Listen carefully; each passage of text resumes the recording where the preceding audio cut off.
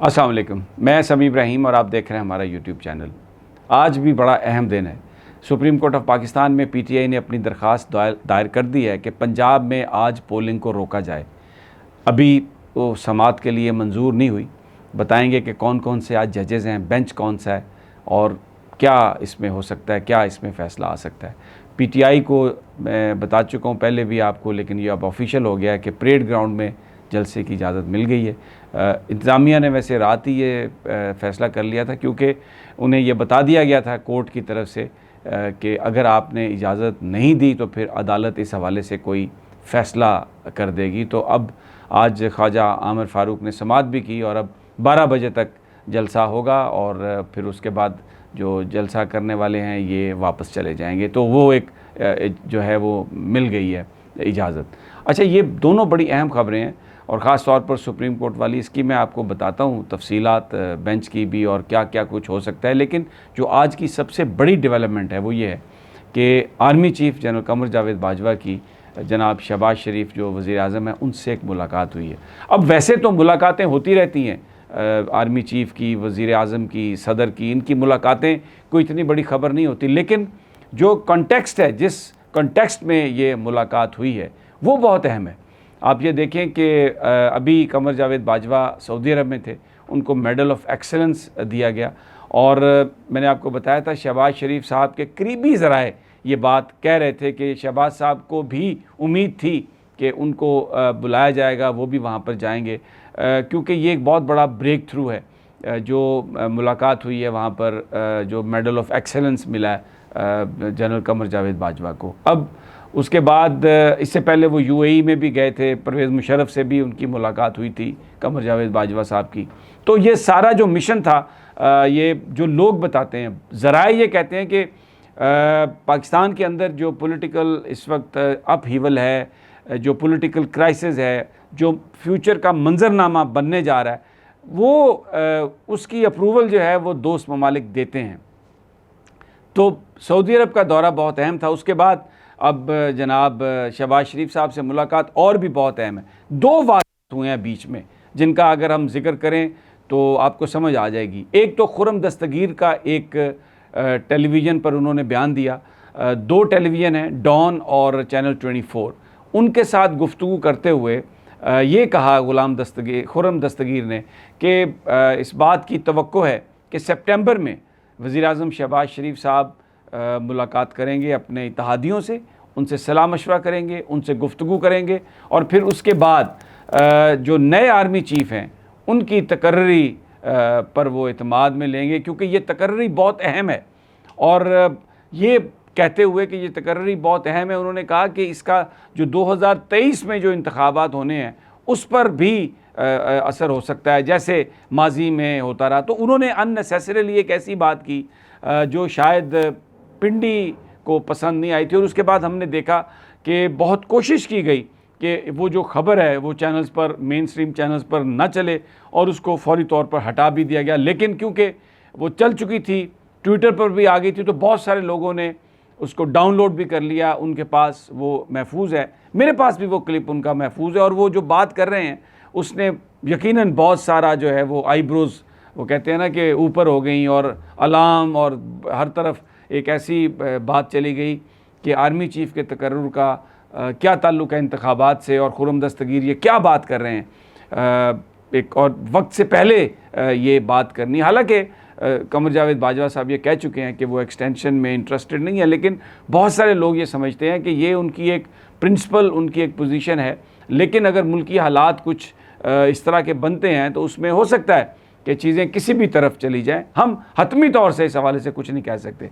अब दूसरा जो इसका बैकग्राउंड आप ये देख लें कि इस वक्त जो पंजाब असम्बली के अंदर जो सूरत हाल है और मरकज़ में जो अलाइज़ हैं इस हुकूमत के, वो खफा हैं, MQM खफा है, बलूचिस्तान अवामी पार्टी के लोग भी खफा हैं।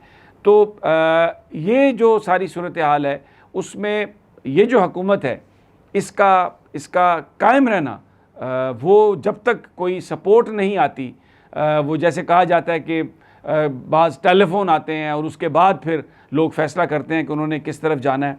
और फिर ये जो सारा मामला है ये अगर हम इस कॉन्टेक्स्ट में देखें, ये बैकग्राउंड देखें, तो ये आज की मुलाकात बहुत अहम मुलाकात, और जो हमें जो ज़राए बता रहे हैं कि जो हर आदमी इस पाकिस्तान में ये बात कर रहा है, और डोमेस्टिकली भी जो हमारी जो वेटरन से भी बात हो रही है, और भी जो बहुत सारे लोग हैं जिनसे बात हो रही है, वो सब ये कह रहे हैं कि इक्तसादी तरक्की के लिए, पाकिस्तान के अंदर इकनॉमिक स्टेबिलिटी के लिए, सियासी जो है इस्तेहकाम, पॉलिटिकल स्टेबिलिटी, वो बहुत ज़रूरी है। और जो इस हुकूमत को जो टास्क दिया गया था, इस हुकूमत ने अभी तक यानी ये बहुत कलील टाइम है, 2-2.5 महीने में बुरी तरह एक्सपोज हो गई है। इक्तिसादी हालात को ठीक करना तो दूर की बात है, जो अपने अलाइज़ हैं उनको भी अपने साथ ये नहीं रख सके, और ये मुकम्मल तौर पे एक लायबिलिटी बन चुके हैं। और जो एक प्रेशर बढ़ रहा है पाकिस्तान के दोस्तों की तरफ से, पाकिस्तान के अंदर की तरफ से भी, कि ये जो सूरत हाल है ये दिन ब दिन पाकिस्तान को नीचे लेके जा रही है। पिछले 2 महीने में पेट्रोल की कीमत में 99 रुपीज़ पर लीटर इजाफा हुआ है, और डीज़ल की कीमत में इससे भी ज़्यादा रेशो से, परसेंटेज से इजाफा हुआ है। महंगाई इस कदर बढ़ गई है कि किसी भी वक्त पाकिस्तान एक आतिशफ़शां की तरह किसी भी वक्त फट सकता है। और ऊपर से इमरान खान प्रेशर दे रहे हैं कि ये आप इलेक्शन का ऐलान कराएं। इमरान खान की अप्रिसिएशन हो रही है इस वक्त एस्टेब्लिशमेंट में भी, कि बिल्कुल अपने जलसों में, अपनी तकारीर में उन्होंने खुलेआम, बिल्कुल खुले अल्फाज में पाकिस्तान की एस्टेब्लिशमेंट पर उन्होंने तनकीद नहीं की उस तरीके से, जिस तरीके से पीटीआई के लोग चाह रहे थे, या वो लोग जो ये चाहते थे कि इमरान खान और पिंडी का आपस में फुल तसादम हेड ऑन हो जाए ताकि उसके बाद कोई गुंजाइश ही न रहे।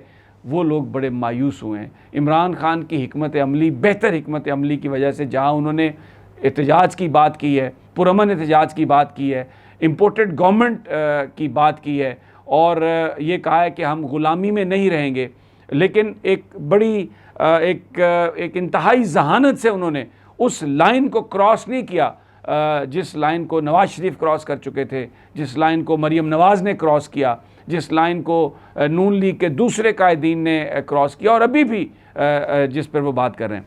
एक और जो बैकग्राउंड है बड़ा अहम, वो ये है कि इसहाक डार साहब, वो एस्टेब्लिशमेंट उनको पसंद नहीं करती, क्योंकि मैंने अपने पिछले वीलॉग में भी आपको बताया कि इटली के सफ़ीर ने ज़ाती तौर पर जनरल बाजवा से कहा था, बताया था कि हम वेस्पा के प्लांट जहाँ पे लगाना चाहते थे तो हमसे कमीशन मांगी गई। तो मिफ्ता इस्माइल जो हैं वो यहाँ पर बताया जा रहा है कि एस्टेब्लिशमेंट की ख्वाहिश थी कि वो इस चीज़ को लीड करें, लेकिन नवाज़ शरीफ साहब बज़िद हैं, और वो वहाँ से उन्होंने अब ये पासपोर्ट भी ले लिया है। इसहाक डार साहब ने, तासुर ये आ रहा है कि जैसे पाकिस्तान की एस्टेब्लिशमेंट ने ओके कर दिया, लेकिन जो मेरे ज़राए हैं वो ये कह रहे हैं कि ये एक इरिटेंट है, इस पर अभी बहुत तहफ़्फ़ुज़ात हैं कि एक बंदा जिसके ऊपर इतने मुकदमात हैं और वो आए अदालत, और इस तरह से 4 साल वो नहीं आया और कहता रहा कि मैं बीमार हूँ। नून लीग के ज़माने में उसको नवाज़ शरीफ साहब के जहाज़ में, यानी शायद खकान अब्बासी के जहाज़ में उन्हें फ़रार कराया गया था जो वज़ीर-ए-आज़म थे। तो अब वो कहे कि जी डॉक्टर ने मुझे ठीक कर दिया है और मैं अब आ गया हूँ। तो ये बहुत बड़ा एक जो साख है एस्टेब्लिशमेंट की, उसके ऊपर डायरेक्ट इसकी जो बेरिंग्स हैं, इसके जो तासुरात, इसके जो असरात हैं वो आ सकते हैं। तो ये इस तमाम बैकग्राउंड में ये जनरल कमर जावेद बाजवा की मुलाकात हुई है शहबाज शरीफ साहब से, और उसके बाद हमने देखा है शहबाज शरीफ ने एक इजलास में आए हैं, बॉडी लैंग्वेज बहुत उनकी कमज़ोर थी और आंखें कैमरे से नहीं मिला रहे थे। इंटरेस्टिंग डे है सुप्रीम कोर्ट का। मैंने आपको कहा था कि जो बेंच अवेलेबल है, जस्टिस एजाजुल हसन, जस्टिस जाफ़र खान मंदोखेल और justice Syed Mansoor Ali Shah. Chief justice साहब मौजूद हैं शहर में, लेकिन उनकी तबीयत कुछ ख़राब है। इंतज़ार किया जा रहा है कि क्या सुनेगा, अगर तो क्या यही बेंच सुनेगा या चीफ साहब खुद उस बेंच में आते हैं, कोई बड़ा बेंच बनाते हैं। Very interesting scenario. जैसे जैसे हमारे पास इन्फॉर्मेशन आएगी आपके साथ शेयर करेंगे। इजाज़त दीजिए, अगली वीडियो तक अल्लाह ने के बाद।